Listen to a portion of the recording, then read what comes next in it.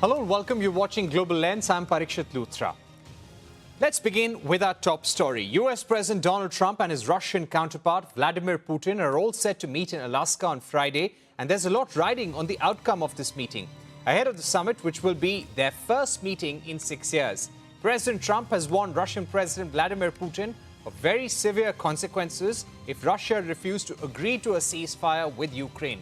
Trump made these remarks after conducting a virtual meeting with European leaders, including Ukrainian President Zelensky. European leaders urged President Trump to ensure that any peace agreement does not sideline Ukraine. Will Russia face any consequences if Vladimir Putin does not agree to stop the war after your meeting on Friday? Yes, they will. Yeah. What will the consequences There will be be? consequences. Sanctions, tariffs? There will be, I don't have to say, there will be very severe consequences. The outcome of this meeting is even more crucial for India, which has been slapped with additional 25% tariffs as a penalty for buying Russian oil. However, U.S. Treasury Secretary Scott Bessent has warned that it could increase secondary tariffs on India. The decision, he said, would depend on Trump's meeting with Putin. He said, and I quote, "We put secondary tariffs on Indians for buying Russian oil, and I could see if things don't go well, then sanctions or secondary tariffs could go up," end of quote. So the big question we are asking today, will Trump and Putin's Alaska meeting lead to progress in ending the Russia-Ukraine war? And what will it take for Donald Trump to drop the penalty tariffs on India for buying Russian oil? Joining me now to discuss this further is Geoffrey Pyatt, former U.S. Assistant Secretary of State for Energy Resources, former U.S. Ambassador to Ukraine. Remember, back in 2024, Geoffrey Pyatt, Eric Garcetti, the then Indian ambassador, and even Janet Yellen, the then Treasury Secretary, all of them had backed India's purchases of Russian oil. In fact, if I can quote Geoffrey Pyatt, he had said in 2024 that India has played a key role in efforts to stabilize global energy markets through its purchases of Russian crude. Thank you very much for joining me, Ambassador Pyatt. Let me ask you, first of all, about your expectations from the Alaska meeting. Are we going to see a breakthrough? Well, great to see you, Parikshit, and thank you for recalling my comments in 2024, which were very much a reflection of where the Biden administration's policy was. I think on the summit in Alaska, it's really hard to know. It depends entirely on one person, and that's Vladimir Putin. This war began in 2014 because of Putin's unwillingness to acknowledge the sovereignty and independence of the Ukrainian people. And what happens tomorrow in Alaska is going to be a function of whether or not he is prepared to acknowledge the failure of his full-scale invasion and the impossibility of what he seeks, which is a client regime in Kyiv. I'm encouraged by the signals from President Trump after his summit yesterday with European leaders and the very positive statements from President von der Leyen. Also, some of the reporting here in Washington, referring, for instance, to the views of Vice President Vance and his clear indication in private discussions of the understanding that the problem here is not President Zelensky, it's not Europe, it's not the Ukrainian people, it's Vladimir Putin. So I think remains to be seen. I've always said I can't get into Putin's head, but certainly there's been clear signaling from the rest of the international community regarding the unacceptability of the approach that Russia has taken. Ambassador Pyatt, do you think Trump is going into this meeting with some amount of leverage which he can use? Because if John Bolton were to be believed, and he is the former Trump National Security Advisor, he believes that this meeting has been put together hastily. Well, I'm not going to offer anything different from what National Security Advisor Ambassador Bolton had to say about the process about this administration's foreign policy making. That said, you asked about leverage, and I think one of the obvious points of leverage, of course, is the underlying weakness of the Russian economy. One of the greatest sanctions that we place on Russia is maintaining crude oil at $65 a barrel. The Russian economy, which has been fully militarized by Putin, you now see even people like the head of the Russian central bank acknowledging the unsustainability of that strategy, the underlying weakness of the Russian economy, and the vulnerability of Russia to the loss of its traditional European market for oil and gas, and the continued softness of global fossil fuel prices. So I think it's impossible to know at this point what Putin's calculus is. He clearly believes, or believed from 2022 onwards, that he could outlast the international community. I think he also completely underestimated both the resilience of the Ukrainians, but also the ability of the United States and our international partners to maintain a unified front. I think if we maintain that unity, we're much better off. And if I was to offer a criticism of the Trump administration, or a critique of the Trump administration, it would be that some of the other actions the administration has taken have made it harder to maintain that unity, because that unity, which has been a characteristic of American policy under President Obama, when I was in Ukraine, under the first Trump administration, and throughout the Biden administration, is one of the great strengths of our policy. Right. Ambassador Pyatt, I would like to ask you about something which has really been baffling an Indian audience and the Indian government. When India started buying Russian oil, everyone was on board with that. In fact, 3 or 4 top US diplomats, and whenever asked during State Department briefings, the stand always was that there are no sanctions on Russian oil as long as you buy it as per the market cap. And that's what India did. In fact, even you had said, you had met Hardeep Puri, the oil minister also, and you had said that India's purchase of Russian oil meets 2 objectives. One, of keeping global crude prices under check. Secondly, also serving its own citizens with affordable fuel. Now, how do we see this? There was one administration, the US government, which allowed India to buy it. It had no problem with it. And now you have a next administration which says that we're going to penalize you. We're going to penalize you with 50% tariffs. It's very difficult for India to see how 2 different administrations can act in this manner. So, Parikshit, the first point to make, obviously, is that we both are democracies, and elections have consequences, and sometimes a change in government will produce a change in policy. You very accurately characterized the Biden administration's approach. We believe strongly, A, in the strategic importance of the partnership with India, but B, in the principle that our goal here was to drive down the Kremlin's oil revenue and the resources it used to prosecute the war.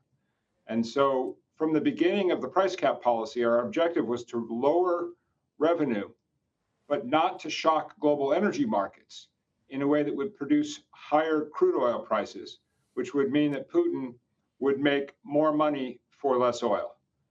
As I and many other senior officials stated on numerous occasions, India was a strong partner in this regard. And I would also note in this context, it was important that not only did India serve the objectives of US policy through its own actions, but we also had a very effective dialogue with the Ministry of Foreign Affairs, with South Bloc, with Minister Puri, on the issues around enforcement of the price cap. We did not expect Delhi to enforce the price cap mechanism itself, but India understood when we took action against, for instance, Bombay-based shipping companies that were circumventing the price cap.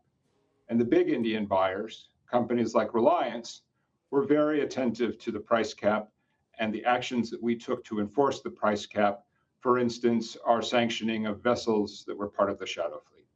So that was one facet of a multifaceted and very deep and strong strategic relationship between our 2 governments.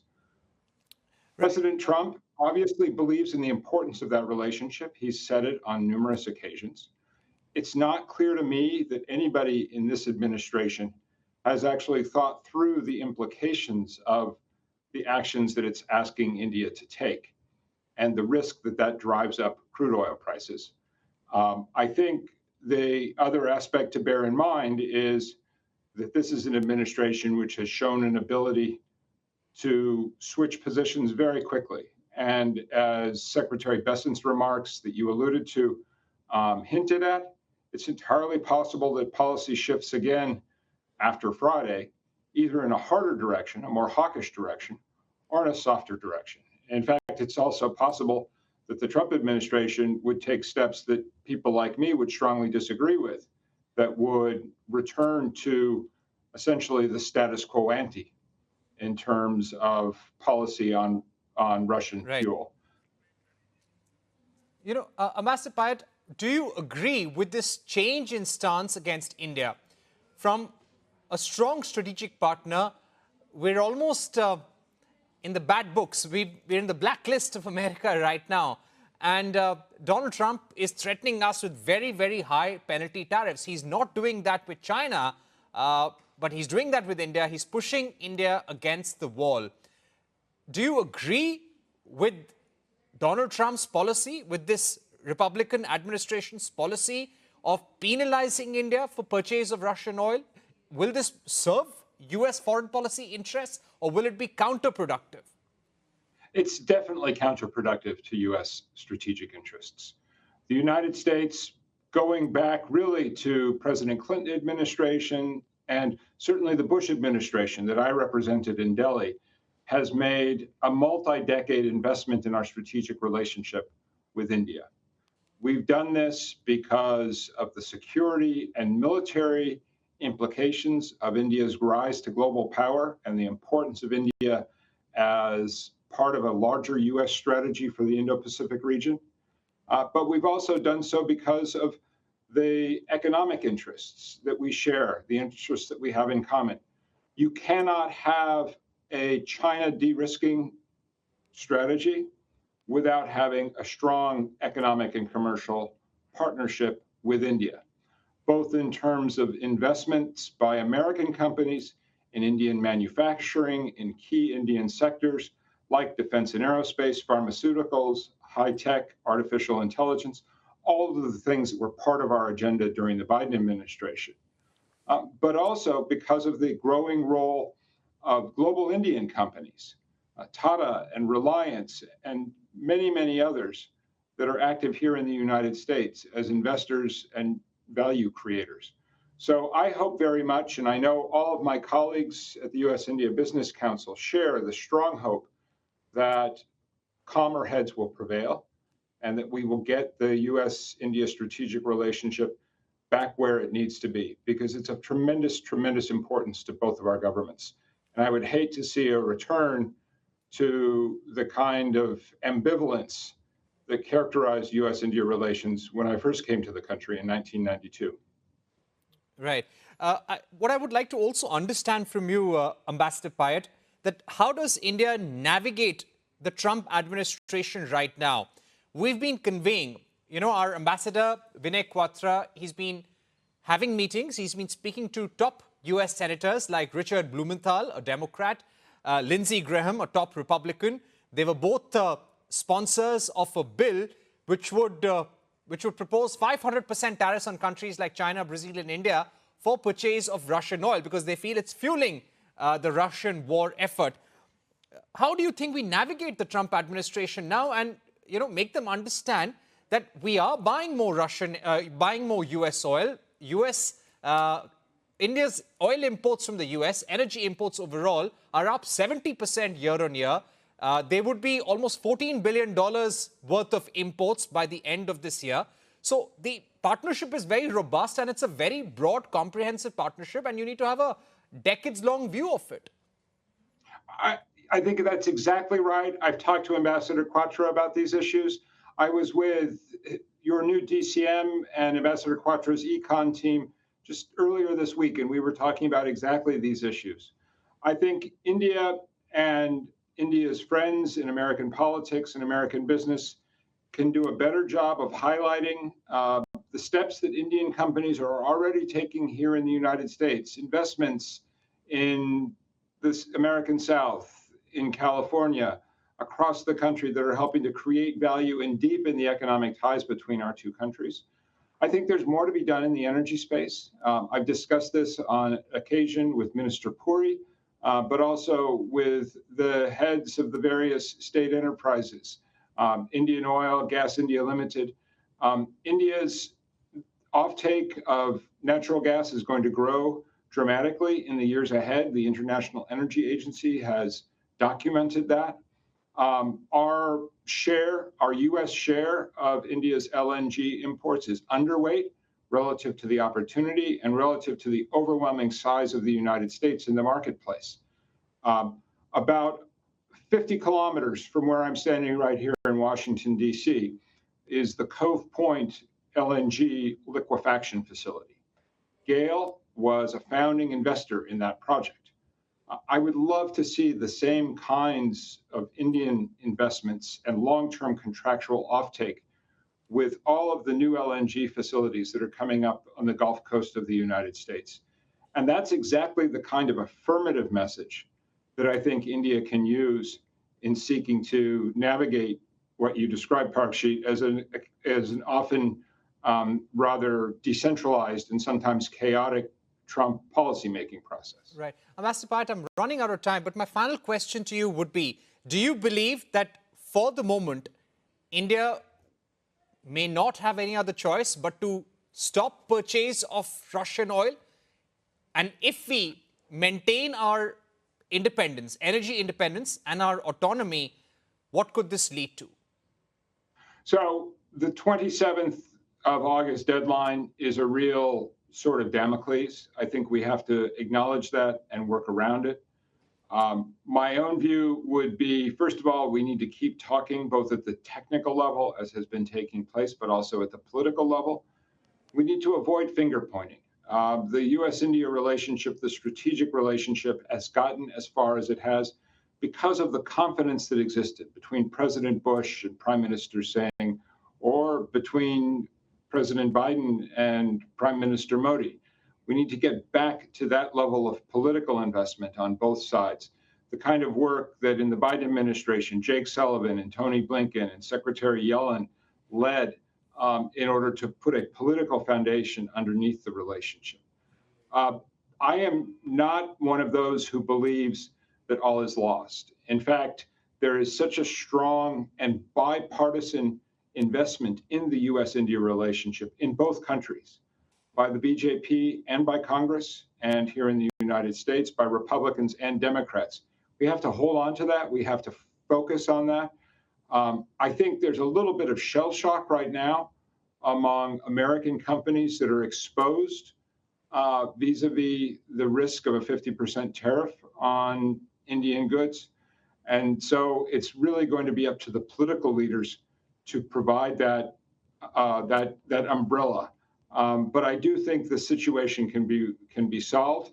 But it's also going to take action by Delhi, progress where progress can be made by the Commerce Ministry and on the trade issues that USTR is working on, but also on the broader strategic issues, including our defense relationship, which is very, very important, but also the energy relationship that I led in the Biden administration, where I think there is so much that pulls us together, but there's also a great deal more that we could be doing on LNG, on civil nuclear, and on all of the issues around artificial intelligence, where our economies are inevitably going to draw closer together in the years ahead.